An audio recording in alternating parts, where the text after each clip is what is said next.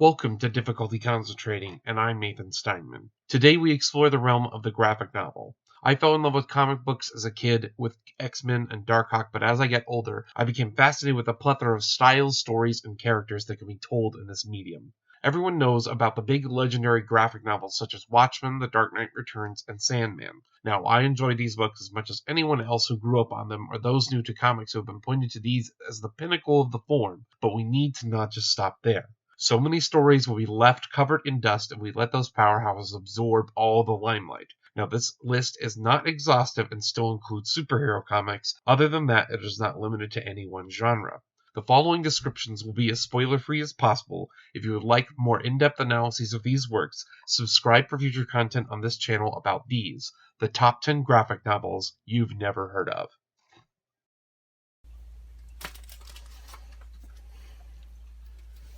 Number 10. Animal Man, the Grant Morrison Omnibus. First off, we are starting with a name that is familiar to a lot of comic book fans, Grant Morrison. Love him or hate him, he has created some of the most unusual books in both superhero and non-superhero comics, and recently one of his miniseries, Happy, is a TV show on Sci-Fi. Animal Man emerges from the time of editors Karen Berger and Len Wayne's famous British invasion of the 1980s.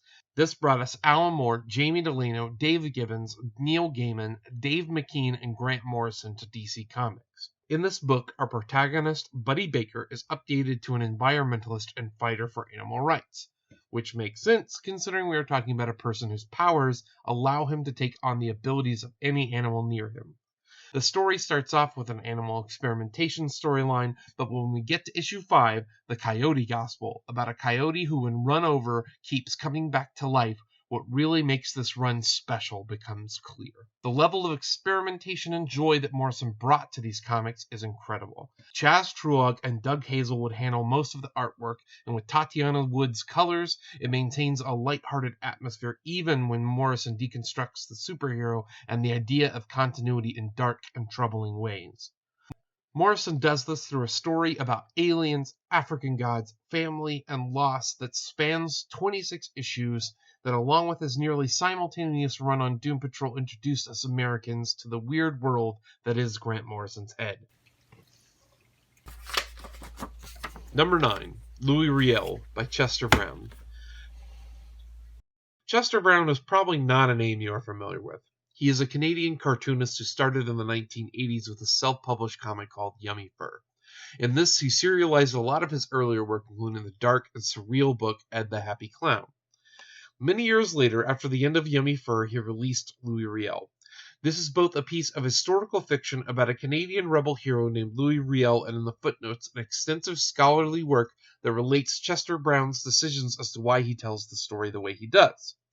These footnotes explore how unreliable he is as the storyteller in his own work, while also not just limiting things to the facts at hand.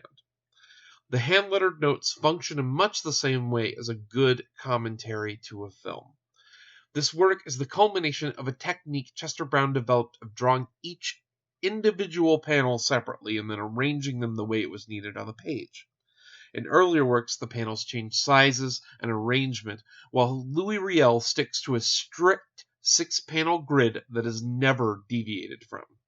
I must confess that I've only ever read or reread this in issue form, so I'm not sure how cumbersome it is to read the notes at the end if they are all the way in the back of the book instead of at the end of each episode. Number 8. It's a Good Life If You Don't Weaken by Seth. Another Canadian cartoonist, Seth has mostly serialized his work through his own comic Palookaville. Seth is known as a very nostalgic person, which means he's obsessed with the past. A joke on a recent issue of Palookaville was that Seth is so old school his blog is a hardbound book. I know. Hilarious. With his mind always associating everything with a comic, he rummages through the detritus of Canadian and American cartooning. One day, in a New Yorker magazine from the 30s or 40s, he finds a cartoon that fascinates him by an artist he's never heard of, and in his stack of New Yorkers, he never finds another cartoon by Kahlo. This sets him on his journey.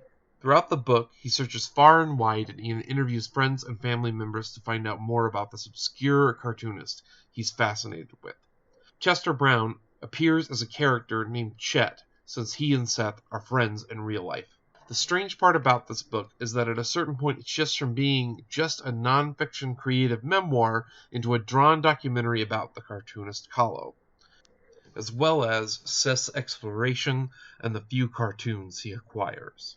Only 3 colors are used in this book: blue-gray, black, and instead of white, the book is printed on a sepia-colored paper, giving the reader a sense of Seth's strange nostalgia that hangs over this work. Number 7, Are You My Mother by Alison Bechdel. After her graphic novel Fun Home that explored her relationship with her father comes Are You My Mother. Alison Bechdel, namesake of the Bechdel-Wallace test for movies, explores her relationship with her mother. She does this by using transcribed conversations, some of which take place in the narrative, as well as combing her own memory. Alison shows us images from both of their lives, including ones from before Alison is born. Along with this, she also explores her relationship with psychotherapy, both as a person undergoing it and as a student of it. Many scenes of her therapy sessions with 2 of her therapists are integral parts of the book. In addition to this, she analyzes text as a visual layer of the comic book medium by including excerpts from books she's reading, presenting them visually as drawn elements and passages for you to look at and read yourself, not just as the lettering of narration and dialogue. Specifically, these come from the works of author Virginia Woolf and later in the text psychologist Donald Winnicott. She even dramatizes some of these excerpts. The intertextual elements of drawn text, her own handwriting, and the images of books within the book is exemplary. It's very difficult to compare it to anything in film. Most films about psychotherapy and family dynamics don't present things the way Alison Bechdel does. The way she uses time, text, dream, memory, the past and the present flowing into one another without ever seeming confusing or obscure is gobsmacking, masterful storytelling. Number 6, David Boring by Daniel Klaus. To talk about this book involves heavy spoilers, so please forgive me for trying to be as vague as possible. David Boring is a pervert with unrealistic expectations. He's a skinny, lanky creep who is at least self-aware about his fetish for women with large asses, and knows he is awkward in most of his interactions with women that aren't his friend Dot. David has a book full of images and pictures he has collected to cultivate and refine his fetish. A certain drawn picture of a woman is his favorite. On his way to the airport to return home for a funeral, he meets a woman who is the spitting image of his obsession.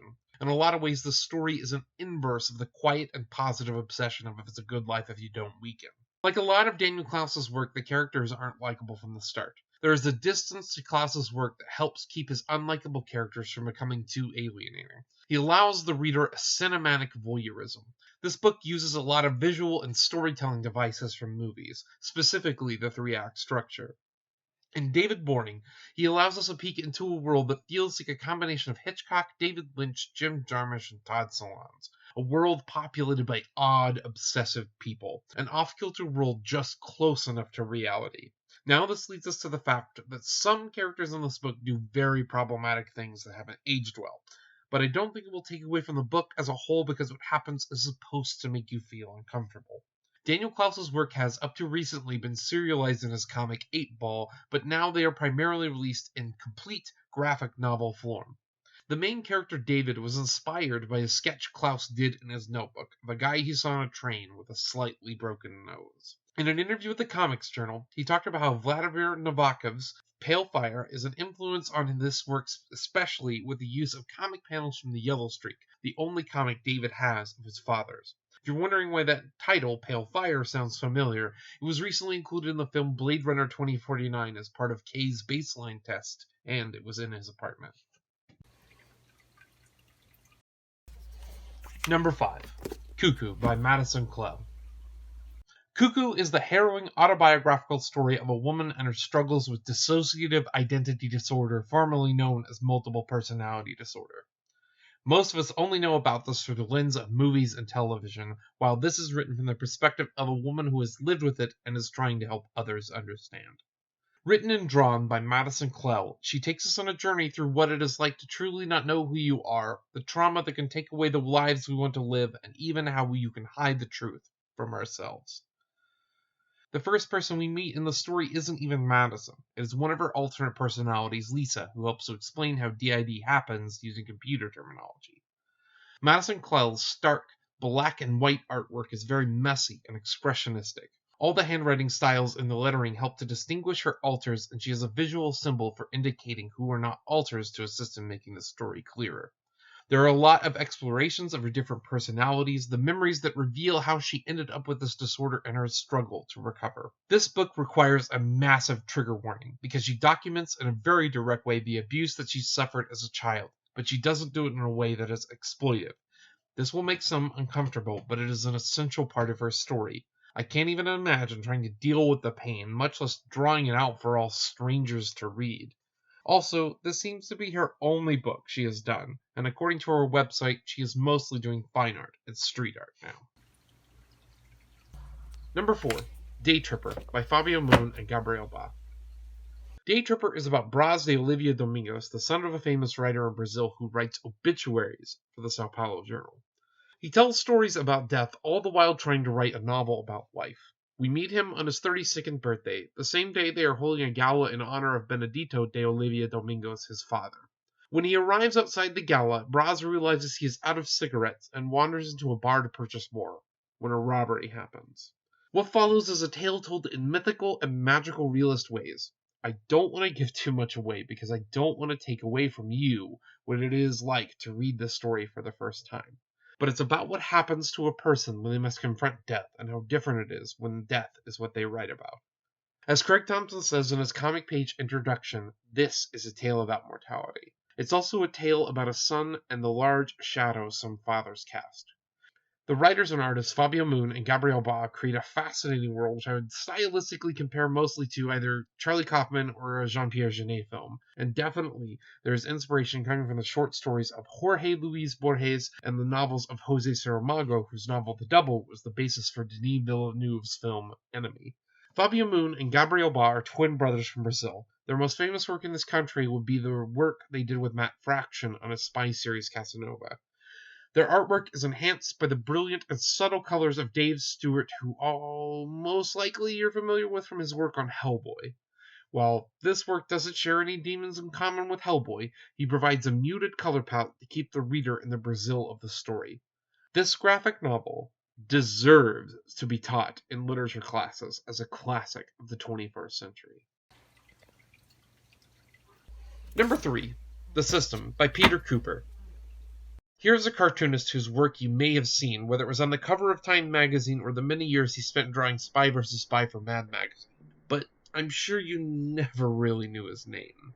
His name is Peter Kupor, and he hails from New York City. He, along with Sato Bachman, founded World War III Illustrated, a very political comics magazine in the 1970s. In the 1990s, though, he brought back the traditions of the woodcut novel pioneers Lynn Ward and Franz Mazariel to create The System. The System is a primarily wordless comic. The only words in it are tucked into the backgrounds of buildings, trains, newspapers, and graffiti, advertisements, and signs. This story explores the city of New York City and all the different types of people, good or ill, through art that functions both as iconography and as a silent story.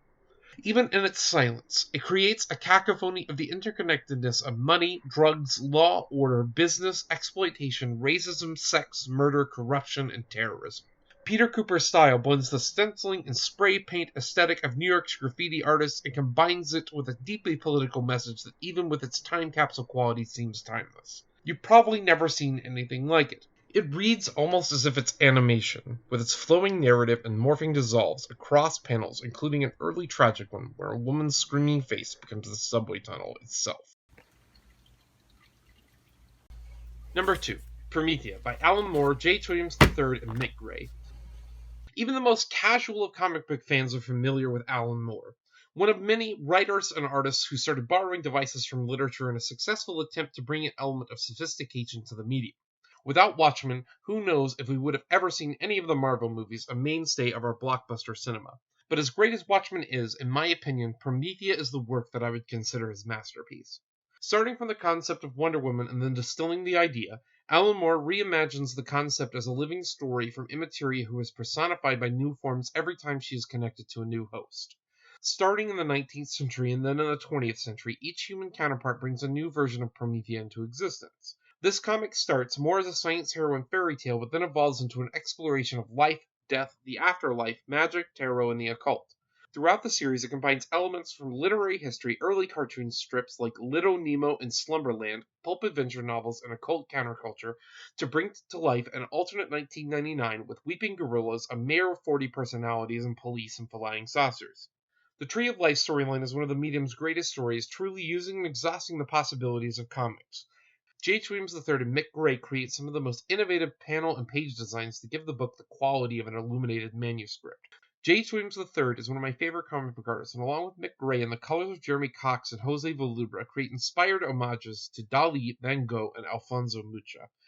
Alan Moore uses this comic as a way to explore his own obsession and conversion into an occultist while helping create a comic that I think is vastly greater than Watchmen or From Hell. Really, the only thing that holds us back from the number one spot is some of the cringy dialogue that really sounds like a man in his 40s trying to imitate how women in their 20s talk. Thankfully, we get to all of the magic stuff quickly, and there is less of that as the series progresses. Number 1. Planetary by Warren Ellis and John Cassidy. Finally, the number 1. If you've made it this far into this list, then you are a fan of graphic novels, which means that the name Warren Ellis is one that you've heard of. He helped deconstruct the superhero with his work at Wildstorm on Stormwatch that became The Authority, and later with Next Wave at Marvel and Black Summer at Avatar. But it's what his deconstructionist approach does in this comic that is so much more interesting and brilliant to me. Elijah Snow is brought out of retirement to help solve the mysteries behind the secret history of the 20th century. All of pop culture serves as the tomb from which Warren Ellis and John Cassidy let our superpowered archaeologists dig to find out the secrets of the Planetary organization and who is the fourth man. They use Godzilla movies, John Woo films, Doc Savage, The Shadow, Atomic Age sci-fi, conspiracy theories, origins of superheroes, and a secret space program to create a world of depth and intrigue. In this comic is where the concept of the bleed is truly explored. It is a big part of The Authority as well, which is being written concurrently, but here, its snowflake shape and 196,833 parallel realities connect the events of this story together.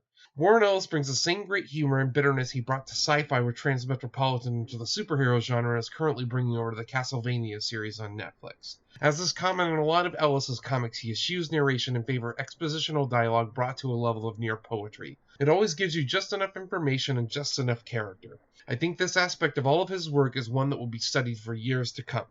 John Cassidy's art is subtle and detailed. He knows exactly what to put in the frame every time. Laura Martin, Nita Poy's colors are so lush, perfectly complementing all the wild characters and spaces our trio of heroes encounter. During its initial run, the series was plagued with a release schedule that really made you scratch your head, and it was over a year between the last 2 issues coming out. But when it finally did, all 27 issues tells one of my favorite stories of all time. I will definitely be doing a full video on this along with others on this list in the near future. Thanks for watching the second episode of Difficulty Concentrating. Have you heard of the comic books or graphic novels on this list? Do you disagree with my inclusion or placement on this list? Feel free to leave a comment below. If you'd like to see more videos from Justin or I in the future, please hit the subscribe button. Don't forget, if you'd like to support this channel and influence future content, head over to the Patreon and donate what you can. And don't forget to head on over to TeePublic to grab yourself either a Difficulty Concentrating or Dubious Consumption t-shirt. If you would like more, don't forget to listen to the Dubious Consumers Podcast Volume 2, recently relaunched. Thank you, and go out and set fire to the hive.